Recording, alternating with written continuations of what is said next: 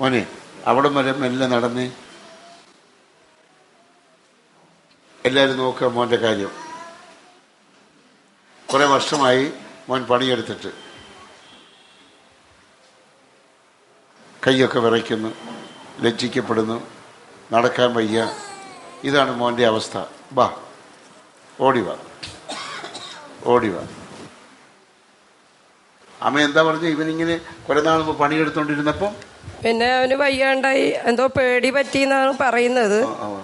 അമ്മ എന്നാ പറഞ്ഞത്? പേടി വെച്ചതിന് ശേഷം ഇപ്പൊ എത്ര കൊല്ലായി? 12-13 വർഷമായിട്ടുണ്ടാവും. ഇപ്പൊ എന്തൊക്കെയാ ചികിത്സിക്കുന്നേ? ചികിത്സിക്കുന്ന പറഞ്ഞാൽ ഞങ്ങൾ ഇപ്പൊ ചികിത്സിക്കുന്നത് ഹോമിയോയിലായിരുന്നു. എന്നിട്ട് പിന്നെ ഭാര്യ ആയുർവേദത്തിന് കൊണ്ടുപോയി. അതിന് ശേഷം വീണ്ടും അവന് വയ്യാണ്ടായി. എന്തൊക്കെയാണ് ഭർത്താവിന്റെ പ്രശ്നങ്ങൾ? ഭർത്താവിന്റെ പ്രശ്നങ്ങൾ എന്ന് വെച്ചാൽ കല്യാണം കഴിഞ്ഞിട്ട് 8 വർഷമായി. അപ്പൊ അപ്പോഴേ ഞാനിത് കാണുന്നുണ്ട്, അപസ്മാരത്തിന്റെ ഒരു ചെറിയ പ്രശ്നമുണ്ട്. അപ്പൊ ഇങ്ങനെ തരിപ്പ് കയറും കാലിന്ന്, വലത്തെ കാല് വെച്ച് നടക്കാൻ വയ്യ. അപ്പൊ തരിപ്പ് കയറി കഴിയുമ്പോൾ ഇയാൾ ഭയങ്കര ശബ്ദം ഉണ്ടാക്കിയിട്ട് അമ്മയെന്ന് വിളിച്ചിങ്ങനെ ശബ്ദം ഉണ്ടാക്കും. അപ്പം കട്ടിലേന്ന് താഴെ വീഴും.